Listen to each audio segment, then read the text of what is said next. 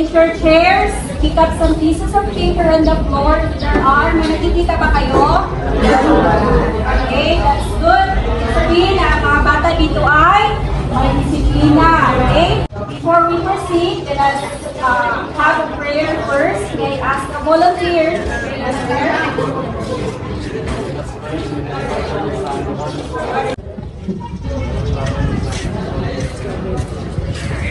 Good morning, Teacher Jane. Hey, how are you today? Fine. You're fine, and I am fine too. It's good to see you. Please sit down. Thank you, Teacher Jane. May I ask our class secretary to stand? How many are absent and how many are present for today? There are 17 present and only one is absent. Okay, that's good. Thank you. Isang bagsak para sa lahat. From rules, ano yon? Yung 5 P's. Ano yung first P natin? Be prepared. Again? Be prepared. Number 2? Be positive. Number 3? Be productive. Number 4? Be participative. And last one, be polite. Okay, those are our 5 P's. Ito yung classroom rules natin na dapat natin sundin. Okay, let's start our lesson for today with a game. Do you want to play a game? Yes. Are you ready for a game? Yes. Okay, our game is called Calculate Me. Again? Calculate me. Before that, I will group you into 4 groups. 5? Group. Okay, this will be group 1. This will be group 2. And then 3. And then 4. Are you ready? Yes. Okay, inside the envelope are hidden terms that you need to calculate using subtraction or addition of letters or words.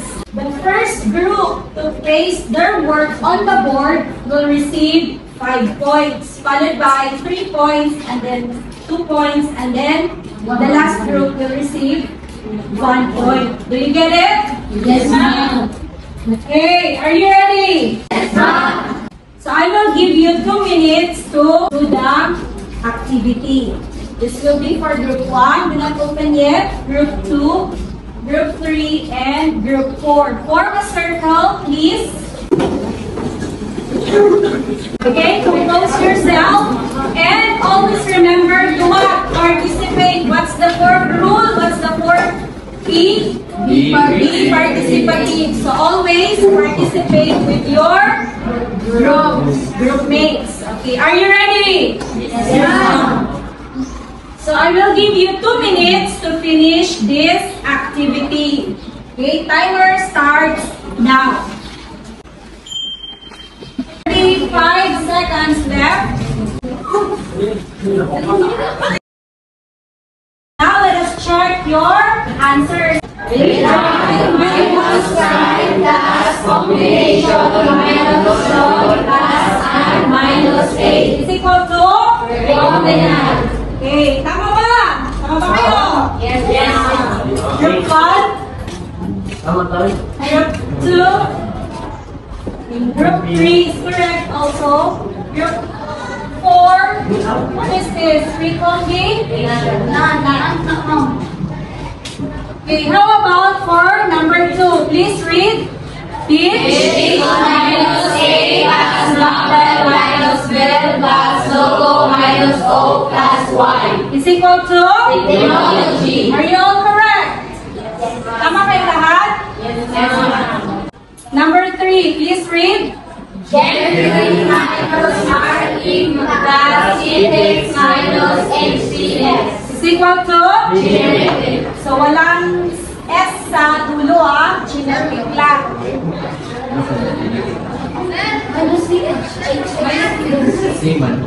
Ang alis lang, HCS. Ito walang C. Ito genet lang din. Okay. Sino tama? The last one we have minus A plus minus 5. is equal to? Engineering. What ba lahat? Yes, ma'am.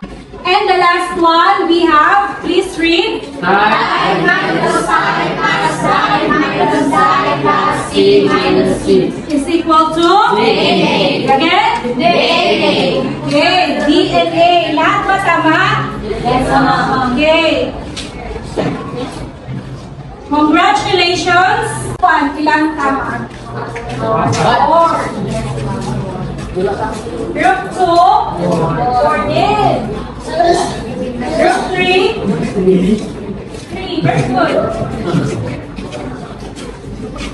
And group 4, we have 5. Say that all the correct answer. Isang bagsak para sa lahat. It seems that you are good in calculating the words by subtracting or adding the letters or the words. Now let's proceed to our next activity. Take a look at this picture. Ano yung nakikita nyo? It's a DNA. Is she correct? Yes, ma'am. Okay, it's a DNA. How about this one? Yes? Can you please stand? It's a tomato. Ano pa yung nakikita nyo sa number 2? Okay, the first tomato is big and the second one is small. Okay, based on the activity you have done earlier, yung ginawa nyo kanina, and yung pictures, ano sa palagay nyo yung topic natin for today? Yes? For today's topic, our topic is all about genetic. Okay, our topic is about genetic engineering. Before we proceed, let us first read our learning objectives. First, we have, can you read? Define recombinant DNA technology or genetic engineering. Number 2, Explain how recombinant DNA is created. number 3, Recognize the importance of genetic engineering in vaccine development to fight COVID-19. okay, those are our learning objectives. Do you want to play another activity? Yes, ma'am. And this one is called Find My Place. What you are going to do is, still, you have to cooperate with your roommates. Inside this envelope are empty concept map. Alam niyo yung concept map? Yes, ma'am. Okay, but inside are empty. Ito, tatanggalin nyo ito kasi ito yung mga clues na isusulat mo sa loob. Do you understand? Yes, ma'am. Complete this concept map within 3 minutes. Are you ready? Yes, ma'am. Okay. 1. Timer starts now.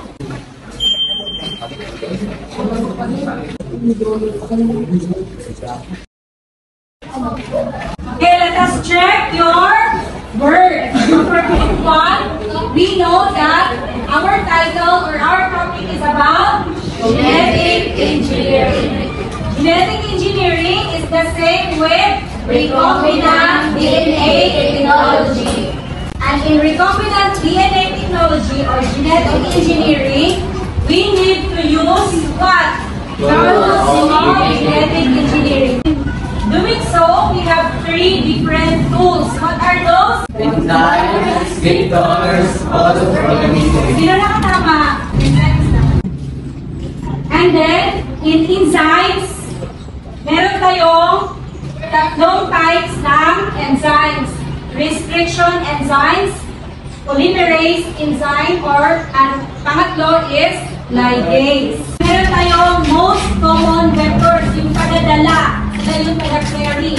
It could be a bacteriophage or plasmids. Yung plasmid pala yung bacteria at yung bacteriophage, sila yung virus.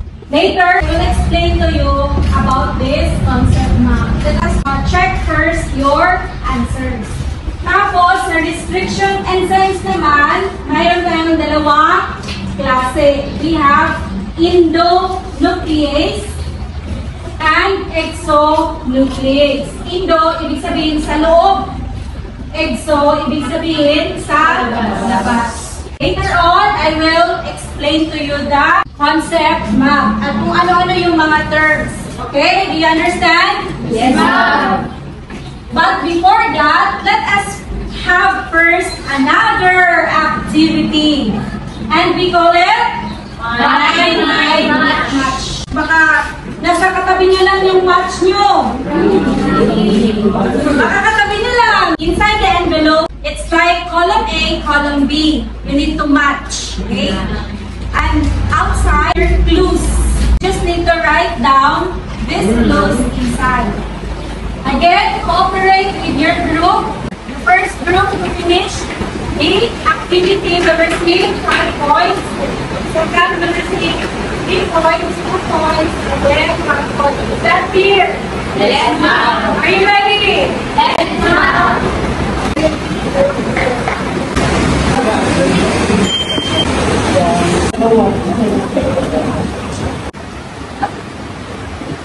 Before we check our activity, let's go back first to our concept map. And this is our concept map.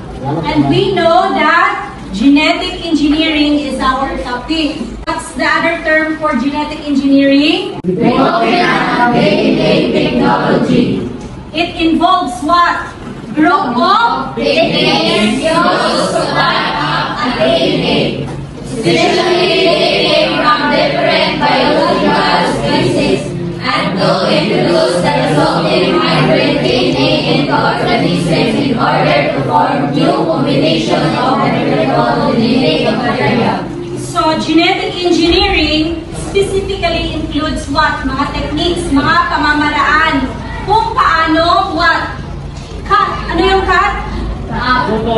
Okay, to cut up a DNA. DNA yung kinukuha at ilalagay sa ibang biological, i-introduce siya sa ibang biological species para makabuo ng ng hybrid DNA.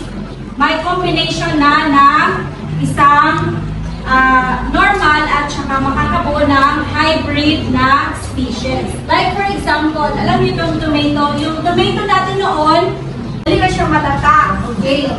Now, what scientists did is that they injected a specific tomato. Kinuha nila yung DNA noon at in-inject doon sa tomato na ordinary. Okay?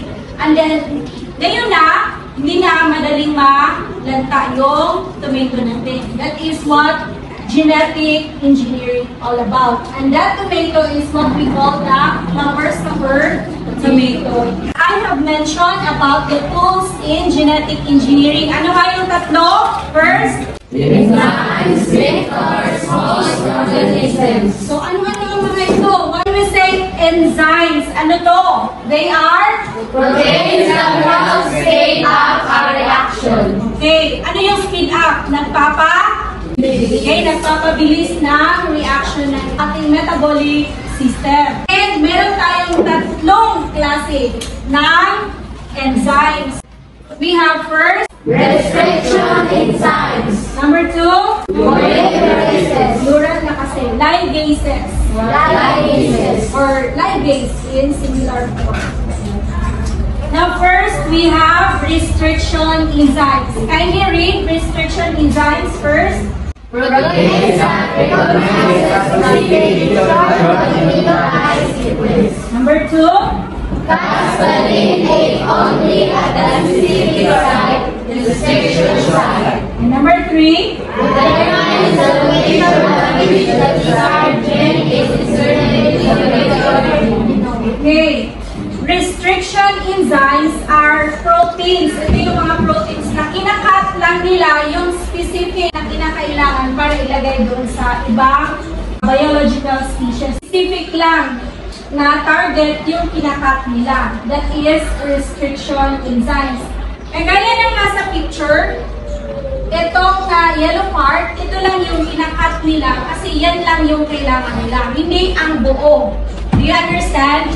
Yes, That is restriction enzymes. At pag nakat na nila, ano yung number 3? Determines the location at which the desired gene is inserted into a vector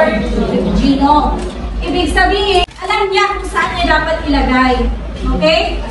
Ang restriction enzyme, kinakat niya yung importante lang, yung kailangan lang niya. At ilalagay niya doon sa dapat lang nakalagyan.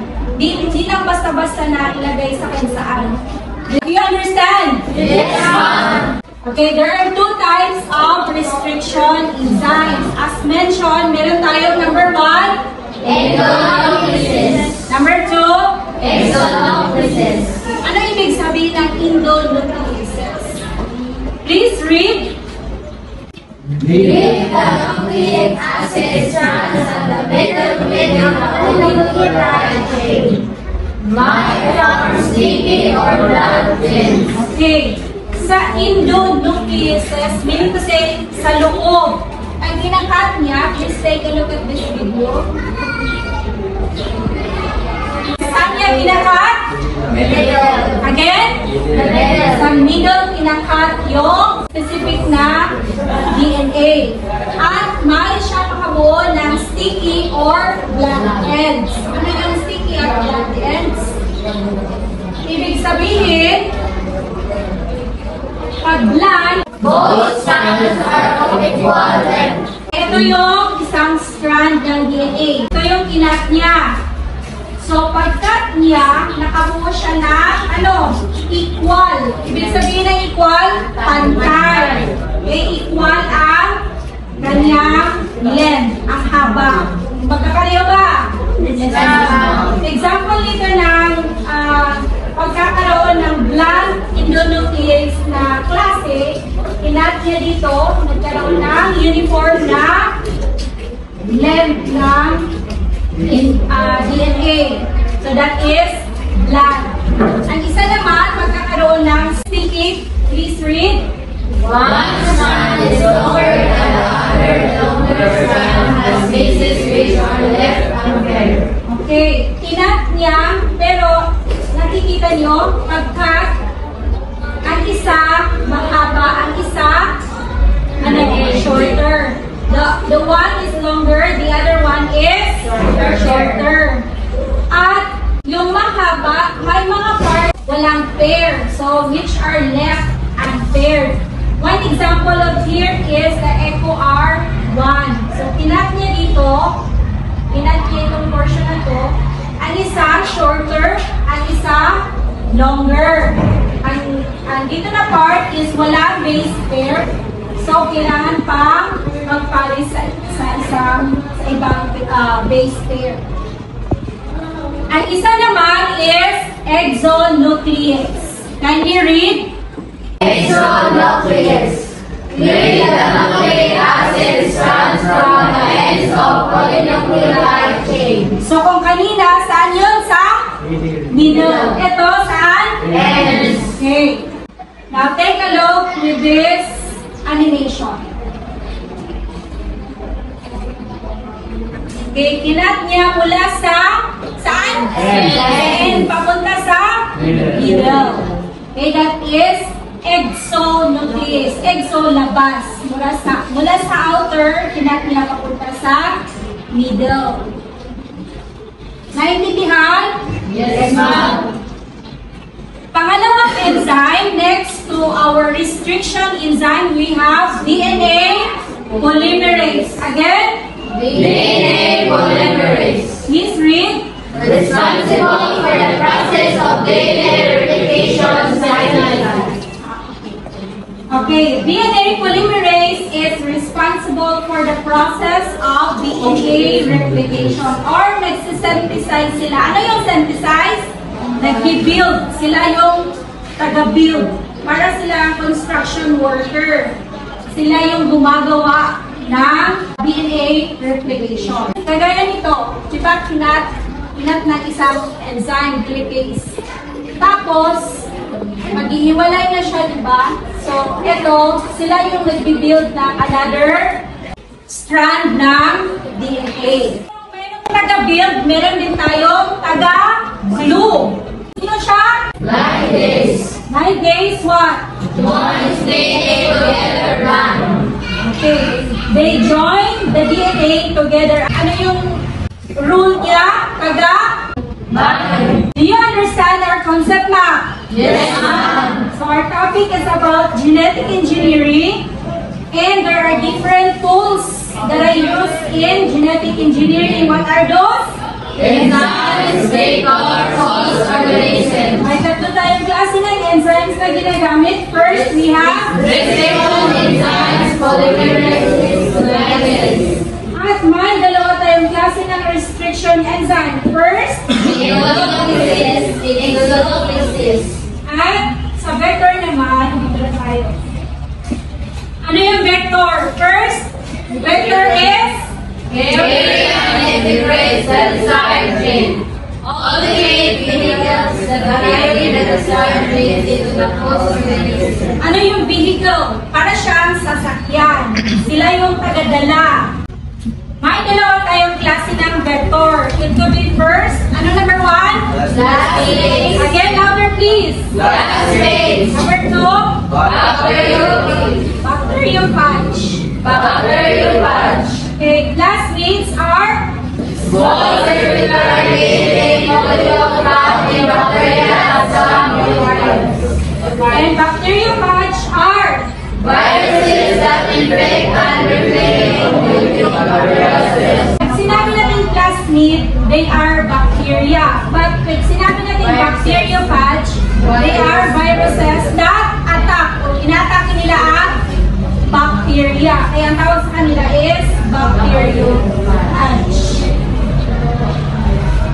So, gaya ng ating sa concept map, may dalawa tayong klase ng sasakyan.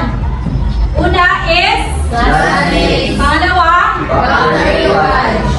and ang pangatlo nating tools is that Host organism. okay, what is host organism? Is where recombinant DNA is introduced. Naintindihan ba ang paliwanag? Yes, ma'am. Introduce kung saan dadalhin ni vector yung kanyang dala. Okay, saan niya i-inject?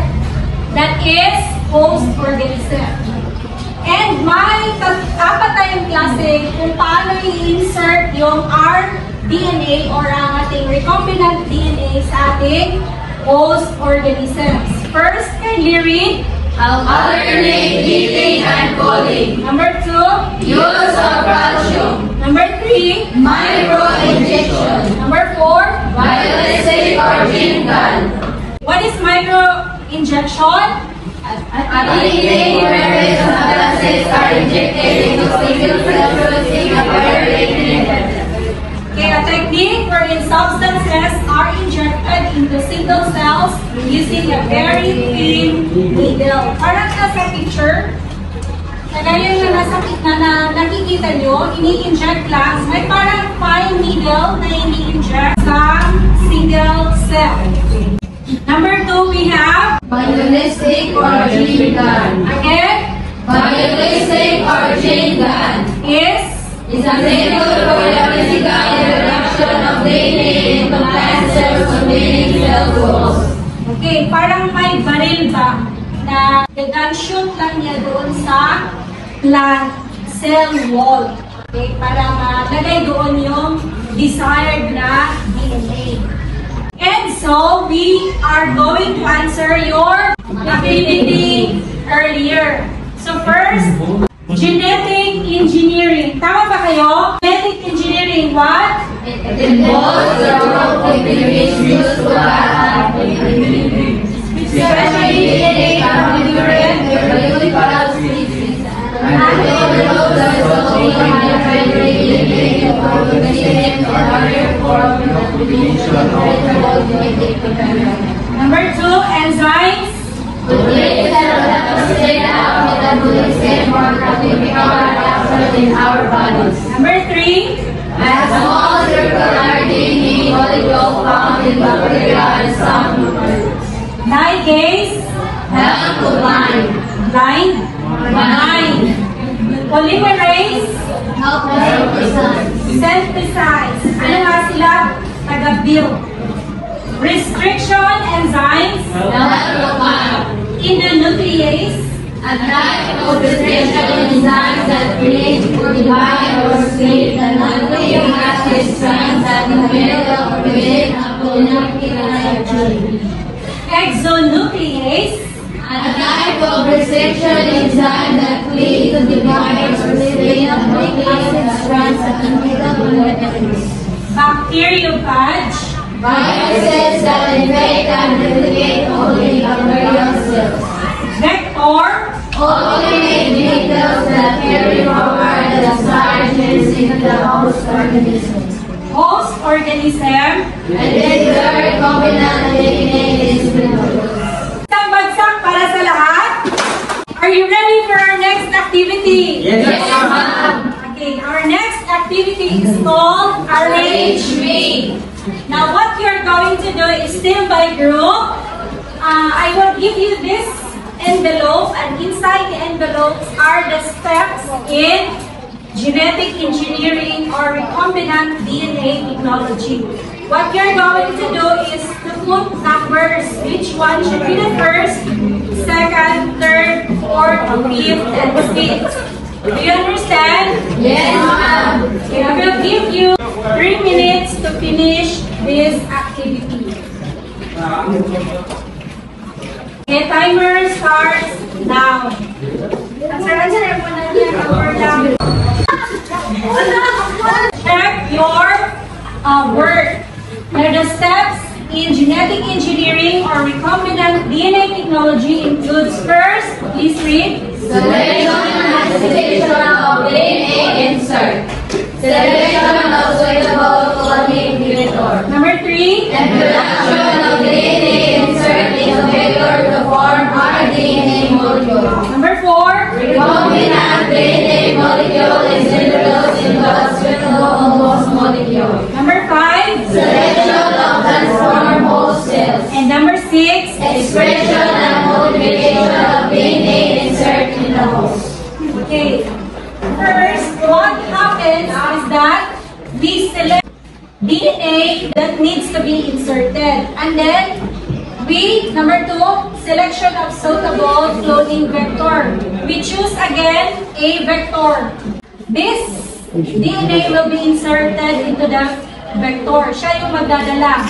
Pagkatapos niya, nadala na ni vector na nandiyan na sa kanya yung DNA, siya yung magdadala. Number 3, introduction of DNA insert into vector to form rDNA molecule. So, may combination na, di ba?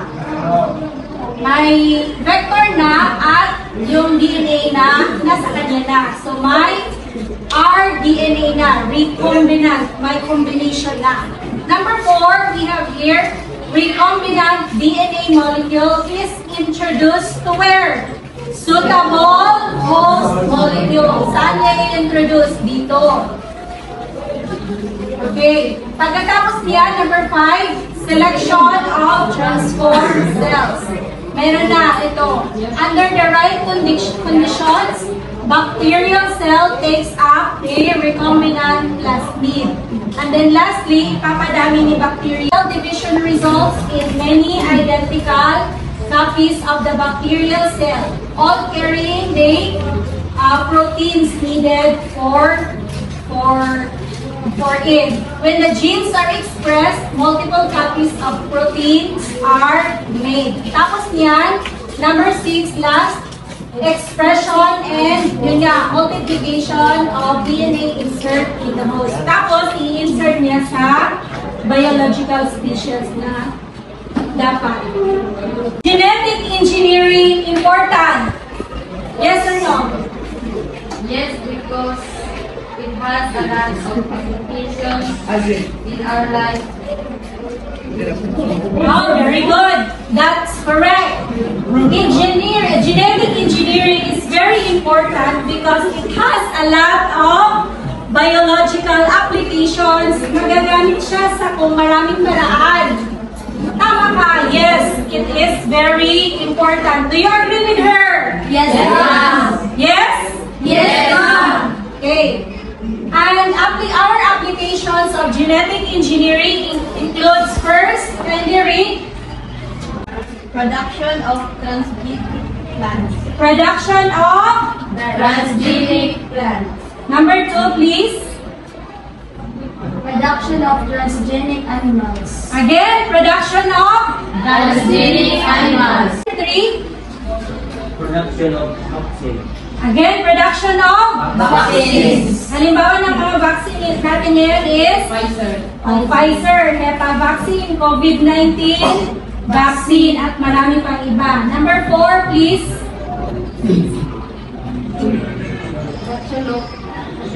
Okay, production of Again, production of Antibiotics. Okay, antibiotics. Example na antibiotic natin yung penicillin. Alam niyo yun? Yung kay Alexander Fleming, yung penicillin. Maraming antibiotics na nasa butika ngayon. Yung mga amoxicillin, yung nilalagay natin sa mud, sa ating mga wounds. Number 5, please. Prevention and diagnosis. Okay, prevention and diagnosis of diseases. Nalalaman natin kung may sakit or paano ba gamutin ng isang sakit. Okay? Number 6, please. Gene therapy. Again? Gene therapy. Okay, please sit down. Number 6 is gene therapy. Okay, gene therapy. And the last one, all together, please. Application in forensic science. Okay, application in forensic science. Okay, ito yung mga examples ng transgenic plants. Nasabi ko na kanina, no? Flower, sour, tomato. Nagkakaroon ng longer shelf life yung ating tomato. Ito naman is ang beetle potato. Then we have cotton na resistant siya sa mga pests. At ito, nakakita na kayo ng ganito? Golden rice is a GMO. Meron siyang beta-carotene. Marami siyang vitamin A. Then yung apple natin, kalahati green, kalahati pear. Tapos may blue rose at kung ano-ano pa. Ito naman, transgenic animals, mga examples. Ito yung frog na see-through. This frog was used to study cancer. Malalaman kung ano na yung improvement sa loob. Hindi na kailangan i-dissect yung frog. Sa medicine naman, na-mention ko na kanina yung mga about vaccine and antibiotics. So, ito is humulin or insulin comes from human. And sa forensic science naman, mahalaga din yung genetic engineering sa forensic science. Malalaman natin, ipa-DNA test natin, di ba? Malalaman natin kung tatay ba kita. About genetic engineering or recombinant DNA technology. Do you understand? Yes, ma'am. Do you have any questions? Okay, if there is no question, let's proceed to our test. Let us test your understanding about genetic engineering. Kindly get a 1/4 sheet of paper for a quiz. A short quiz only. Okay, are you ready? Yes, ma'am. Are you ready? Yes, ma'am.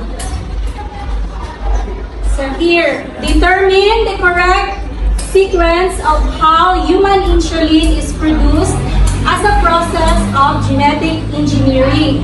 Write the numbers only from 1, 2, 3, 4, 5 up to 6. You will be given 5 minutes to finish the quiz. Earlier, I mentioned about human insulin. It is a product of genetic engineering. So, kindly answer this one. Isa, kindly pass your papers by row.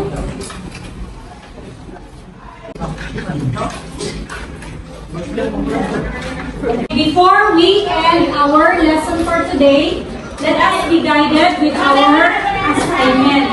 What you're going to do here is to write a sentence, answer in a separate sheet of paper, analyze the importance of genetic engineering or recombinant DNA technology in vaccine development and QR code development for contact tracing to fight COVID-19. Now submit your assignment in our Google Classroom. Is that clear? Yes, ma'am. Do you understand? Yes, ma'am.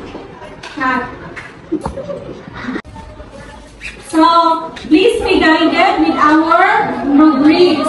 You will receive 15 points for practical application of if it is scientifically explained, consistent to the concepts, and has no misconception. And you will receive 10 points for scientifically explained, consistent to the concepts, but with minimal misconception. And another 5 points if only 5 points if the practical application is explained, consistent to the concepts, but with misconceptions. And if wala talagang discussion, that is 0 points. Is that clear? Yes, ma'am. Okay, I think that would be all for today. Thank you very much for your cooperation, and until next time. Thank you. Please stand. Thank you, Teacher Jack.